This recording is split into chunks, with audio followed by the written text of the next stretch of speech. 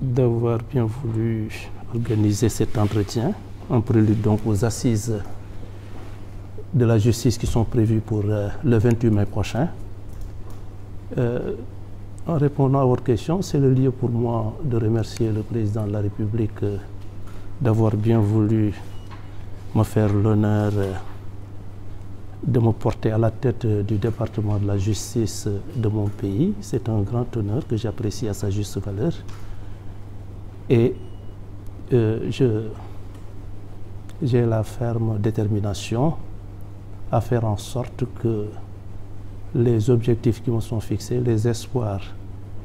qui pèsent sur mes épaules quant à l'accomplissement de ma mission,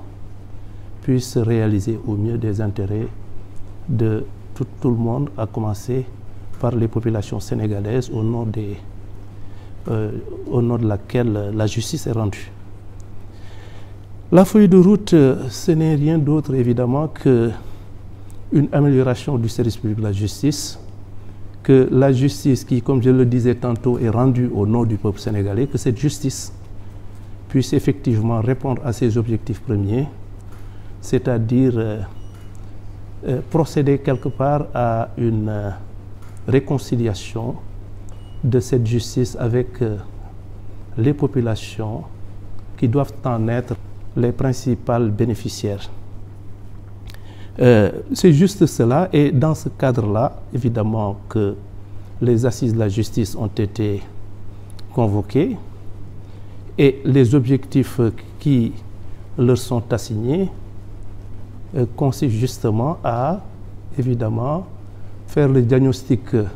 de tout ce qui constitue un dysfonctionnement, de tout ce qui, par le passé, a valu à cette justice qui est un attribut essentiel de la souveraineté, que, évidemment, tous ces dysfonctionnements supposés ou réels puissent être identifiés et les moyens d'y remédier puissent être envisagés au mieux, donc, comme je le disais tantôt, des intérêts de la République.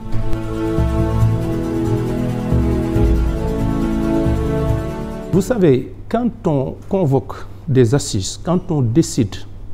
de discuter de la justice, je pense que l'objectif surtout du président de la République, qui en est le principal initiateur et qui, ce faisant, répond justement à un pilier fondamental de son régime, c'est-à-dire de son programme, c'est justement que la justice puisse faire l'objet d'abord d'un débat. Le débat le plus ouvert des populations, des professionnels de la justice, de tous les segments de la société. Et de ce point de vue, il est normal que l'on puisse effectivement parler justement, d'abord identifier les mots de la justice et permettre à tout le monde de donner son avis, parce que la justice n'est pas uniquement l'affaire des magistrats et des professionnels de la justice. Dès lors que cette justice, comme je le disais, est rendue au nom du peuple sénégalais, il est normal que cette population puisse avoir son mot à dire, puisse effectivement identifier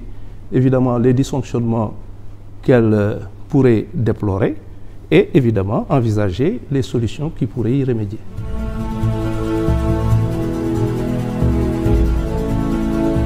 Bon, il appartiendra aux participants à ces assises d'en décider. On ne peut pas effectivement inviter les gens à se prononcer sur la justice, à se prononcer sur ce qu'ils considèrent comme des dysfonctionnements ou en tout cas des points faibles de la justice, et de faire des propositions en vue d'y remédier et leur assigner évidemment des objectifs. Moi, je crois que l'idée du président et surtout sa volonté, c'est de laisser aux participants de décider justement de ce qu'il faut faire, de ce qu'il y a lieu de discuter et de faire des propositions dont il appréciera de la suite à donner. Donc je ne pense pas qu'on puisse inviter les gens à discuter et leur imposer des solutions avant même qu'ils ne puissent se réunir.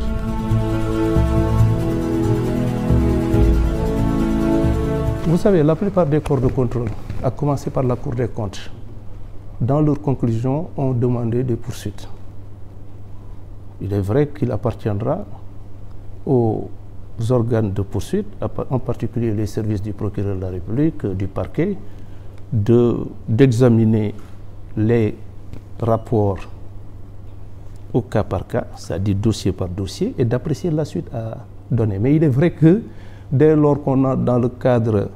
d'une dynamique d'examen et de reddition des comptes, je crois que l'attitude la plus responsable consisterait justement à saisir un juge d'instruction pour chaque cas et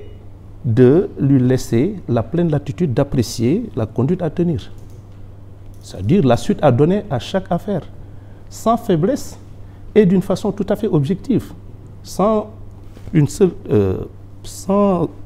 envisager ou sans courir le risque justement de donner à nos actions et à cette démarche procédurale une connotation de règlement de compte, parce qu'il n'y a pas de règlement de compte, il faut juste répondre de ces actes, il faut juste que les reproches, ou en tout cas les griefs qui ont été formulés contre certains, que ces gens puissent y répondre, et la suite à réserver à ces affaires, il appartiendra à la justice, c'est-à-dire aux magistrats, aux juges, d'en décider, en toute indépendance et de façon très objective.